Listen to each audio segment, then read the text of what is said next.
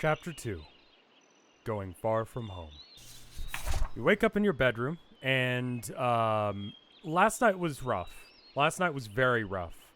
You had to deal with the fact that your mom was crying all night. She tried not to wake you. She tried not to cry so loud that you could hear her through the wall, but she was clearly upset. Your dad had to take the role of the strong person in this.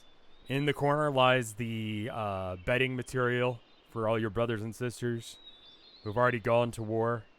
And it's morning now. You've woken up after a rough night's sleep. What do you guys want to do?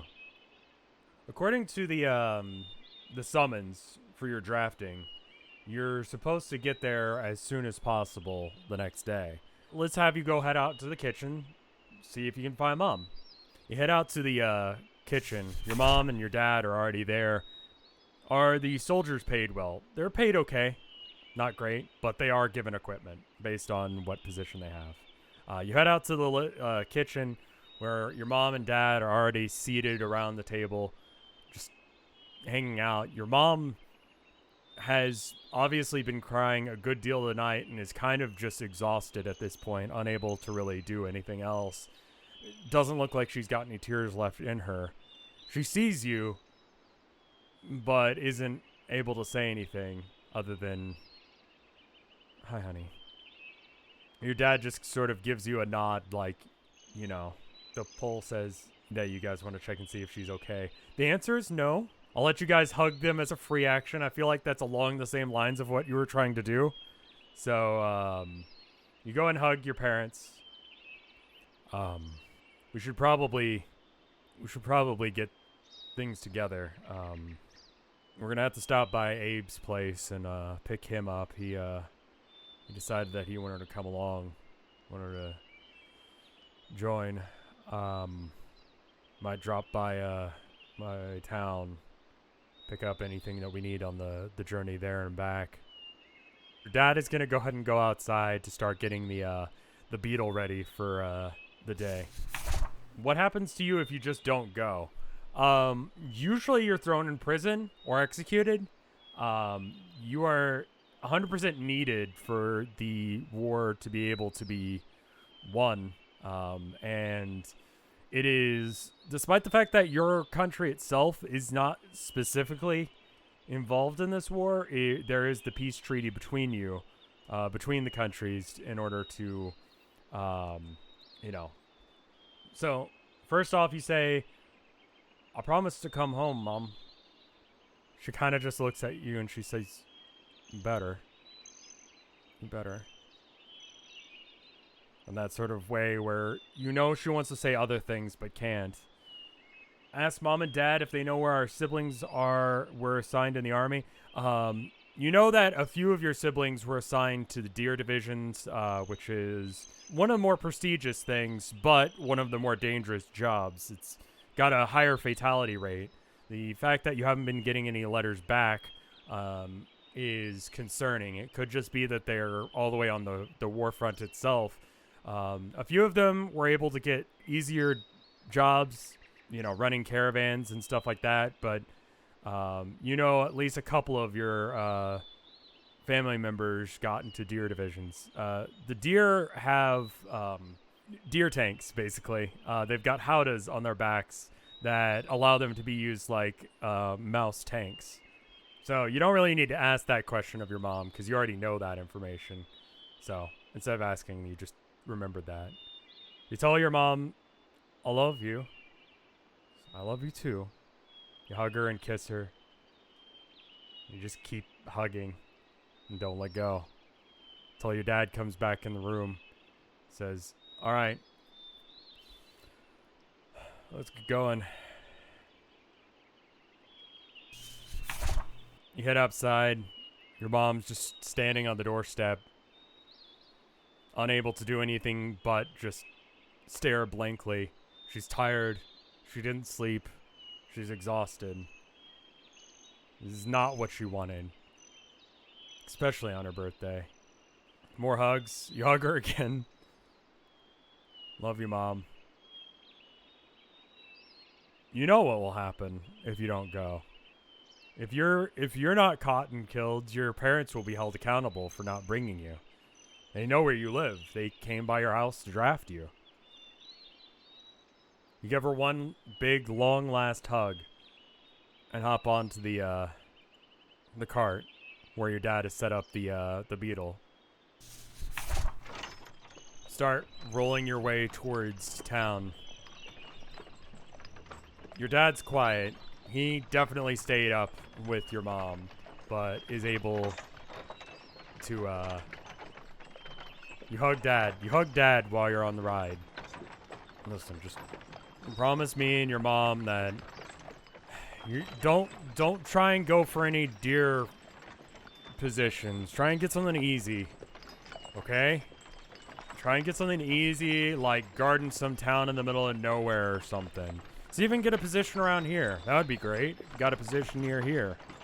I know that's what Abe really wants, is he wants to do that, but maybe you won't have to go out to the front itself. Maybe this whole thing will be cleaned up by the time that you get deployed. You ask your dad if he knows anything about being in the war and his take and all of that. He says, well, it all started after I was a little too old to be picked to go. But the Black Paw is an awful organization. I don't know what they're doing or why they're doing it, but I know what they are doing. Is killing and maiming, burning the whole city down. I don't know why they're not attacking over here, or maybe they just haven't figured out how to get over here yet. I really wish that they had, you know, tried to negotiate rather than just start some sort of civil uprising. But no one wants this except for them. I'm not too happy about you going, but I'm happy to see him go. Go silent for a minute. You tell him that you'll write back as much as you can. Well, yeah, do your best. You ask about other roles like being a medic or a cook. If you have to be a medic, then you're gonna have to be somewhere near the front, and that's it's no good. Just if you could be a cook, that'd be all right. That's probably safe. I always did like to help your mom out in the kitchen, so that'd probably be fine.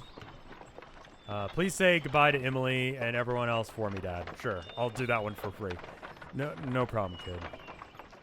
You'll pull up front towards Abe's place. He's standing out front with his mom. Obviously, his dad isn't there, you know, considering. Abe waves excitedly at you. Apparently, the conversation that he had with his mom was very different. His mom is obviously upset looking, but has a different intensity in her eyes. She's, you know, fussing at his clothes, saying, all right, now I need you to take care of yourself. I know you're excited, but you need to make sure that you stay safe, okay? Bad mice out there. I don't want you getting hurt, okay? Abe kind of swats at her a bit. Mom, I'm a soldier now. I know, son. They have a silent moment where they're just sort of looking at each other. They hug. All right, I guess let's get going, yeah? Abe hops into the back of the cart, and you guys start heading out again.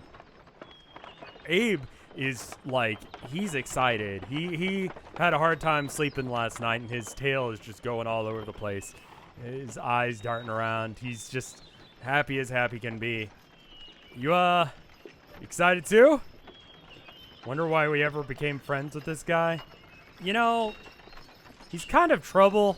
He's the kind of trouble that is fun to be around. I don't know if you guys had friends like that growing up, but just weird people that you didn't agree with 100%, but I don't know.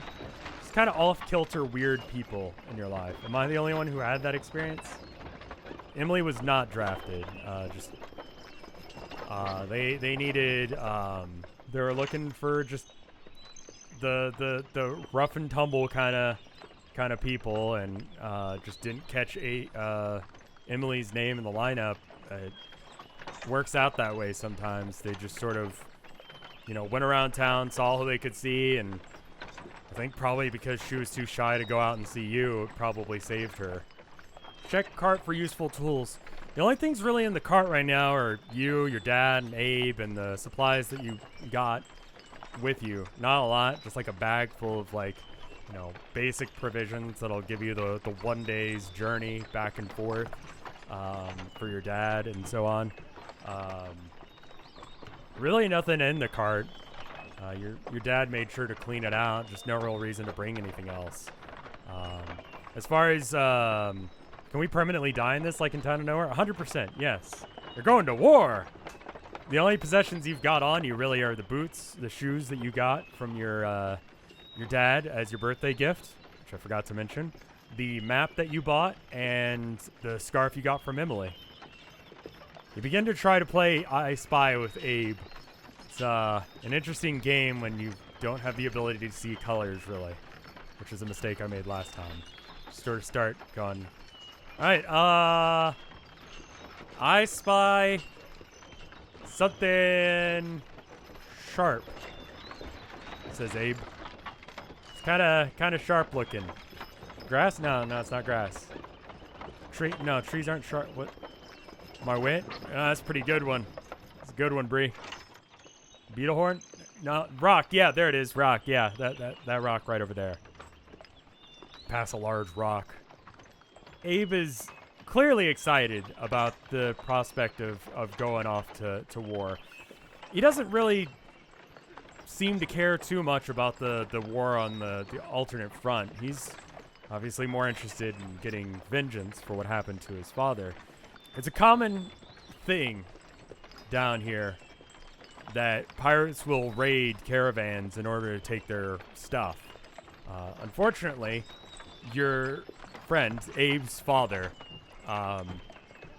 ended up, instead of giving up, trying to fight against the pirates in one of these caravans. This was not a good idea and ended up with him losing his life. Pirates generally will leave you alone, assuming that you don't actually try and fight them, and just give them whatever you've got, and then leave you to it. Once they've taken whatever, you can just sort of go on your way. In fact, it's fairly common to just, get raided by pirates and them to just let you go immediately afterwards. Are there any famous pirates that you know of? Not particularly. Pirates tend to have renown more so than fame, and there are a few different ships, you should call them, or bears that go around. The Death Head being the most lauded one in this area. Pirate bears. Pirate bears. Much in the same way that, the military uses deer, pirates will use bears in order to act as mobile tanks. Are they water bears? No, they're like grizzlies and such. It's generally considered not a very good idea. Deer don't usually take as much resources and are easier to take care of than bears. But if you don't really care about the area you're in and ravaging it completely, bears are great. Aren't the pirates? There aren't so much as pirates as highwaymen. Sort of. I compare them more to pirates just because of the code of conduct that they've got. Your dad kind of turns to you and he says, "We're gonna have to stop by town. Just wanted to pick up a couple things. I don't know if you need anything. I just figured we'd get something to snack on the way there." You start pulling around towards town. "Some cheese, please?" It's relatively early in the morning, so not too many people are out and about in the town. You're pretty much free to go and do whatever you feel like doing for the next little bit while your dad goes and gets stuff from the shop. Do we have a last name? Last names aren't entirely common for common folk. It's usually something that's just left for, like, royalty. Lineages don't tend to matter too much. Everyone kind of just goes by what they do. You decide to spend some time looking for Emily. It depends on whether or not she's actually in town or not. Without knowing whether or not she's dropped by town today, there's no real way for you to know whether or not you'll run into her. But you do spend some time looking around different alleyways and in different buildings and just trying to get any idea if anyone's seen her or if she's about, and don't find any information on her. What's the name of our town? It's a kind of small village in the middle of nowhere. Town is probably too big of a term. Sort of like calling, I don't know, it doesn't really have a name. It's just the town in the dale. You guys bought a map last time. Let's go ahead and pull that out. So here's a rough drawing of the map that you've got. You folded it over so you can kind of get an idea of just the area you're at. Went ahead and marked off the places that matter to you. You've got your home down on the bottom left, Abe's house just up the road, and then the town in the dale where you are.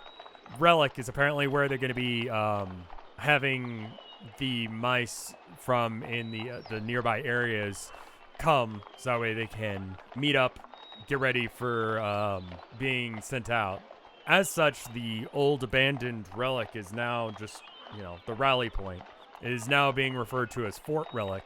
However, that's not an official name. The relic is some sort of human invention used for probably war of some sort. It's never been entirely clear what the relic is, but it's just sort of something that archaeologists and so on like to investigate, but there's not a whole lot to it. Anyway, there are multiple little farms away from the town, and Emily lives in one of those. If she didn't bother to come to the market today, then you probably won't run into her, considering the distance. Can we add to the map as we explore the world? The map isn't very big. It really just includes your local area. It's got a little bit more area, but you're going to be heading sort of towards the relic and more north from that direction. The home and Abe markers you added yourself.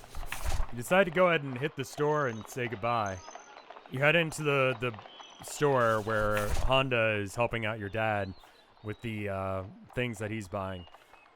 Well, hi, Bree. How are you doing with everything? Your dad was just trying to pick up some sunflower seeds. I know how much you like those.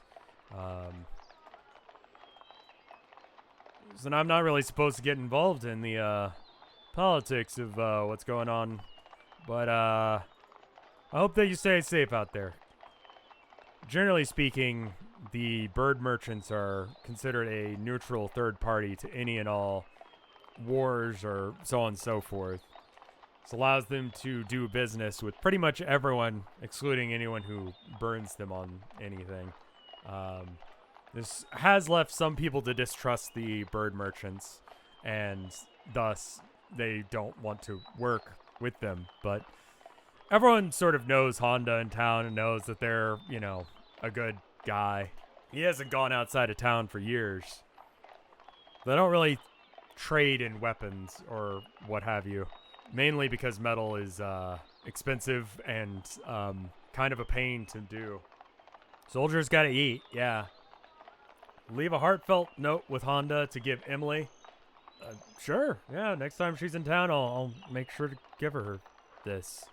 Your dad kind of gives you a look, but doesn't want to say anything. But he's, he's like, ooh, kind of thing. But, he's being a dad about it, so he's pretending like he doesn't catch any of that. Ask him what he knows about the war.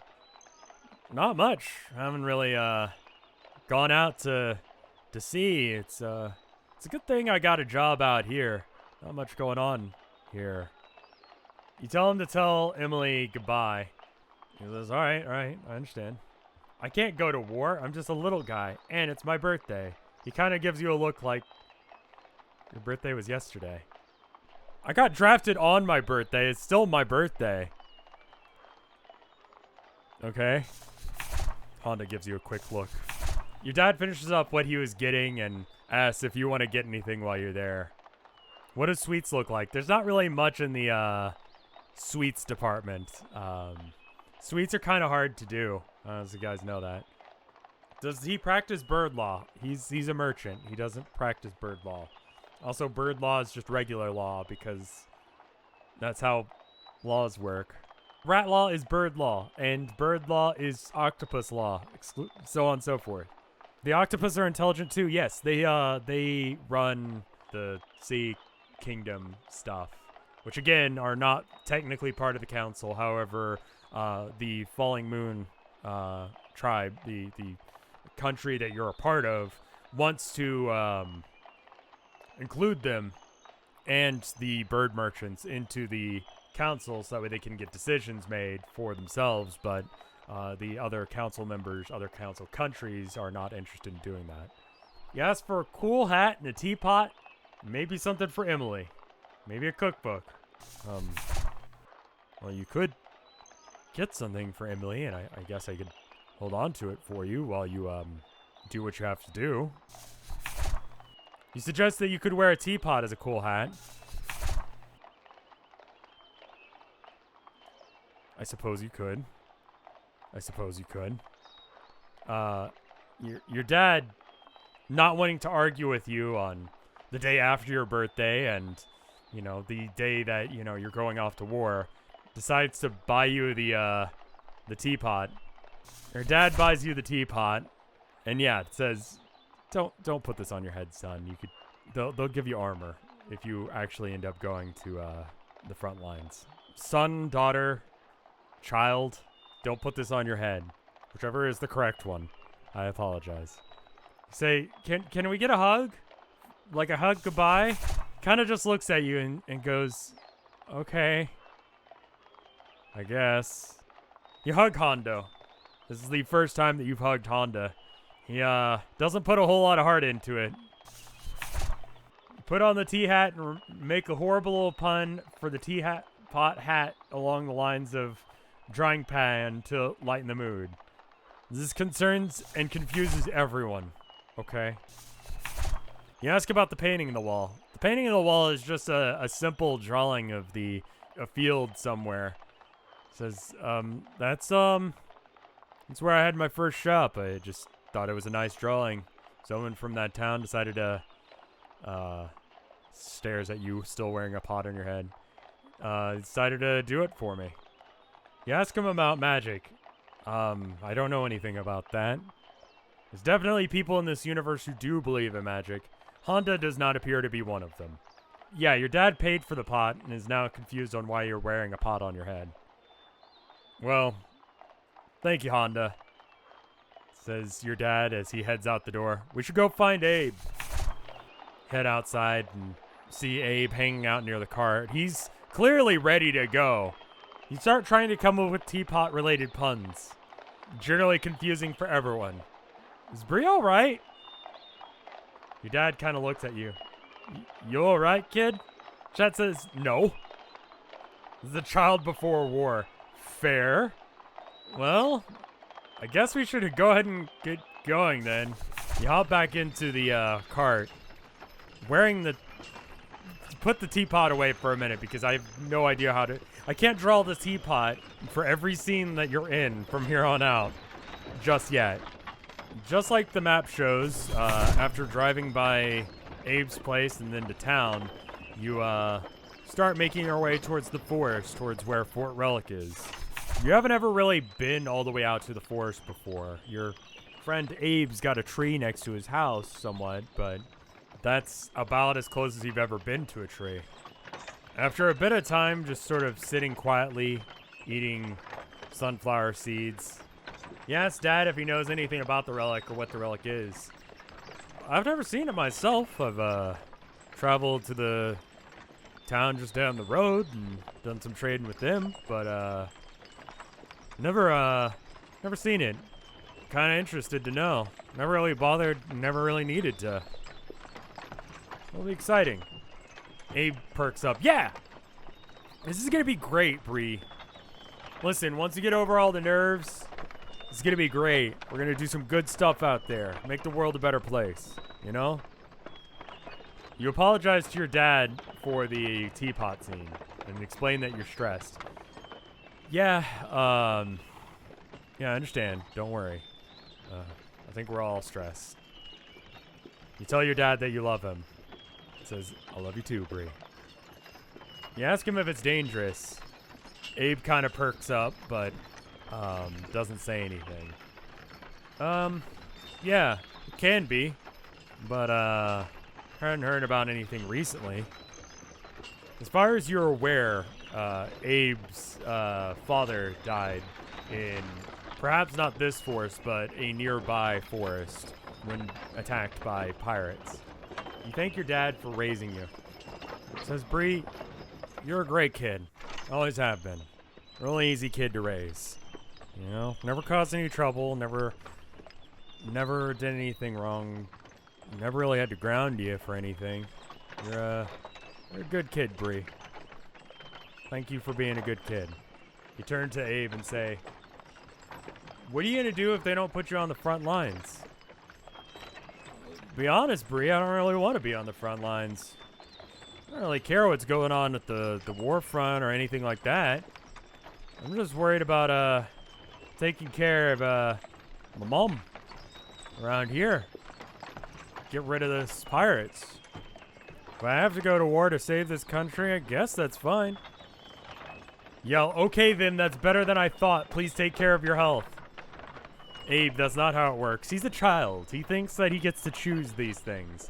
Abe, as you can tell, seems very hell-bent on just getting revenge for what happened to his father. Whatever is going on with this war seems to be absolutely no concern of his. He hears about these things, about the atrocities that are going on, and to some level, I think everyone dislikes the idea of people being murdered in the streets. He has definitely a reference point for how bad that is, but it becomes clear over the course of the conversation that, for him, that's not really why he wants to go. You try and give Ringo a few pats, but it's kind of hard from here, and you decide to try and not fall off the wagon. You ask your dad if there's anything in particular he wants you to write about. Just write often. Your mom just wants to hear that you're okay. As long as we get letters from you regularly, she'll know you're alright. I know that the mailing system's a little funky. It's a little hard to get letters out, considering. But just make sure you write your mom a lot. Write both of us. We'll send updates on our siblings if we find them. It's good. The cart continues to go on for a while, and it's a bit of a boring ride, all things considered. The stress of the last night kind of takes over, and you find yourself drifting off to sleep. You fall asleep for a little while, kind of resting your head on your dad's shoulder. He tries his best not to move. It's not the comfiest ride in the world to be riding in the back of a cart, but he does his best to stay still. When you wake up, you find that you've already somehow entered the forest. You're making your way along the trail. Like most of the rest of the journey, it's mostly boring, but trees are massive. You never really expected that there'd be this many of them, or that they were as big as this. They seem to go on forever. You've seen these trees from miles and miles away before, but never bothered to go close to them. It's impossibly far from the town you were raised in. The trunk in the background is a decent distance away. You start looking around, just marveling at the sights of these massive trees, just trees that reach towards the sky. Abe claimed that he broke his tail falling out of a tree. Seeing this many up close brings that whole thing into question. Off to the side of the road, you hear a small rustle, and you see the head of a deer slowly walking along the trail alongside y'all. It makes sense that there'd be deer out this far. I mean, the military is having a rendezvous point somewhere nearby.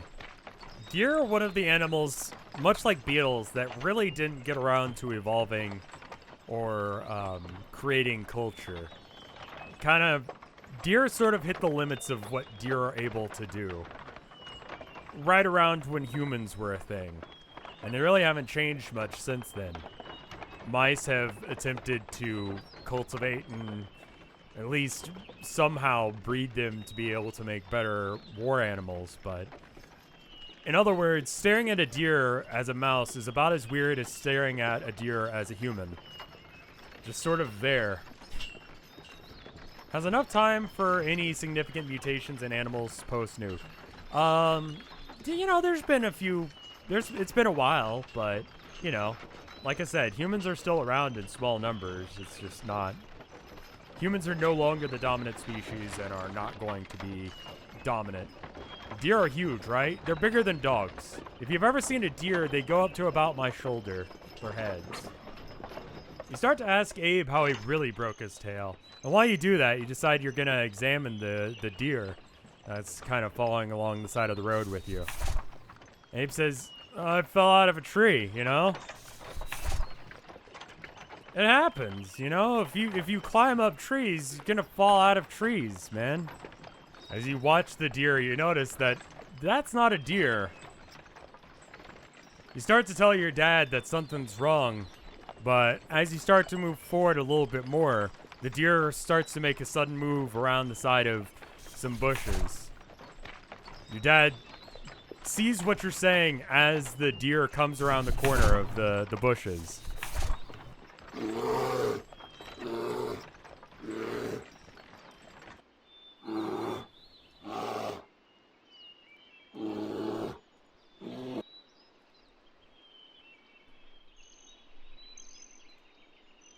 The bear comes around the corner, and it is clear that you are not facing a deer anymore. A few mice climb down from the bear, and your dad, understanding what the situation is, stops the beetle, stops Ringo from going forward anymore, and hops out. Abe hops out as well as the two mice approach you. One's armed with a gun, the other's armed with a club. Neither of them look like they really want to have any sort of conversation with you. Abe is, unsurprisingly, ready to fucking throw down. Abe looks about ready to just break some noses. I have a little bit of time, I suppose, to prepare before they start heading over. You decide to try and grab hold of Abe and hold him back. You're very much aware of what he'd end up doing if given a chance. Stay relaxed and try not to do anything stupid, and let your dad handle it. Your dad asks what you were thinking of asking. What can we do for you? Pirates, as they approach, don't say much of anything aside from, listen, you know what this is. We're not gonna spend any time making any requests. Just give me what you got, and we'll be gone. We want your stuff, not your life, but we'll take that too if we gotta. Abe is absolutely furious, and it's clear to you now that there may be some truth in his ability in climbing trees. He's definitely strong enough to be able to do that. Whether or not he actually was able to is a different thing entirely. One of the mice, the one wearing the hat, starts ravaging through your cart. I don't got anything. What the hell are you guys doing out here? You know this is a highway, right? This is where you go if you're gonna go to between towns. You're going out in the middle of nowhere for nothing? You say, we're poor. We got drafted. We got drafted. All right. I guess we could take that scarf? I don't know. This is a tremendous waste of time, you know that? He says to the other mouse. Boss gets what he wants, man. They start to have a conversation with each other, not even really paying attention to your presence, fully aware that they could kill you with either the bear or the gun if it came down to it. Why are we even bother raiding caravans this small? What is he even thinking? I'm voting him out next time. If you want to get that started, then we can get that started next time that we're on ship. But right now, we're in the middle of a heist. We're in the middle of robbing these people, and we can't have this conversation right now. Your dad points out that you don't really have any money on you. You guys just came from town and didn't really expect to buy anything else. So there's no real point in bringing any other cash. This is not something that really pleases the pirates to hear. You offer him the teapot. Well, that's good. Yeah, we'll take that. Dad says, we really don't have anything. I've got my satchel if you want that. Got anything in it? No, just some sunflower seeds. Something to eat on the way. Bedroll just in case it gets late. It's such a waste of time.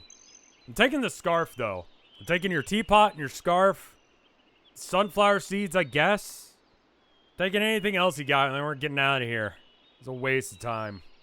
Abe absolutely will not have this. Don't you dare land a hand on Bree. That was from Emily. You're not allowed to take that. Abe rushes the pirates and attempts to take a swing, but is unable to make any sort of collision before the actually trained pirate smacks him upside with a club. He hits the ground like a sack of seeds. He's still alive, but definitely down for the count. He's still breathing, you can see, but he's down for now. He's still awake. He's still moving. He's just like, damn it. Why do people always gotta fight? You think you're gonna get anything? You think this is... What do you think this is? We're robbing you. Ask him to let you keep the scarf. It's from someone you love. Well, ain't that just sweet? I don't care. Listen, man, like, is it really even worth it to take it from the kid? Like, what is it even worth? Why are we even stopping him? If we're not gonna take stuff from him, we got a teapot. You want that? You think the boss man's gonna be happy if we just bring back a teapot and that's it? The scarf isn't worth killing anyone over, you say. Just walk away, man. I killed better people than you for less of a reason than this. Give me the scarf. Looking at the expression on his face, he seems very much like he means it. Your dad just looks at you, saying that you have some inkling to try and rush them, but decide against it. You opt not to piss on the scarf, and opt not to try and fight the pirates, because generally speaking, that's a horrible idea. Everything about those two ideas is horrible. Your dad just looks at you. He knows how much this means to you, but says, just give him the scarf, Bree.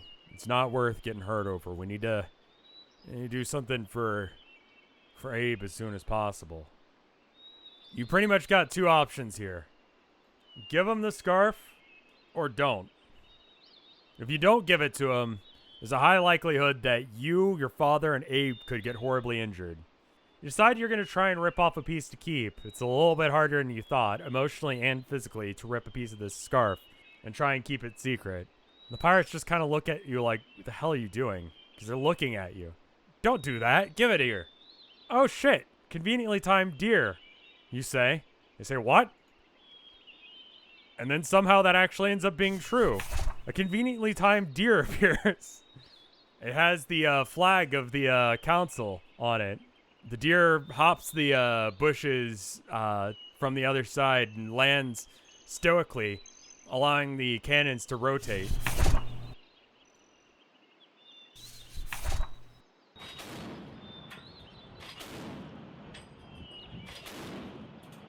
The pirates bail immediately. They begin shooting at the bearer in order to get them to run. Ending up not stealing anything, they just end up walking away, running back to the bearer as it takes off. Shit, man, it's a trap. Get out of here. The scarf is fine. They dropped the teapot and they just bailed. You take cover behind the cart while you wait for the artillery to go off. A few seconds later, Mouse drops down from off the deer and comes on over. Did they die? No, they bailed. It takes a lot to kill a bear, though. The pirates seem to have thought that it was a trap and ran. You can hear several other deer running around. They have a bear, but how many, deer can a bear take in a fight? Pirates are generally speaking fighting through opportunity. A mouse in military fatigues walks over. Y'all all right? Abe picks himself up and dusts himself off. Fuck, I wanted that top hat. You realize you were the one being robbed, right? You don't get to rob the guy robbing you. That's exactly the opposite of how it works. You decide to hug Abe. He says, I'm all right, man. Don't worry. I'm all right. You decide that you have the ability to summon deer. You have absolutely no reason to believe this other than narrative reason that you feel like you should be able to do that. You decide to thank the soldier. Thank you for saving us. And you decide to tell him, you have a cool hat. Says, thanks. Really just trying to get over to Fort Relic and heard that bear over there. We've sent a couple of more deer going after him. They take anything from you? Your dad pipes up. No, we were just we're heading over to the Relic as well. We're headed that way as well.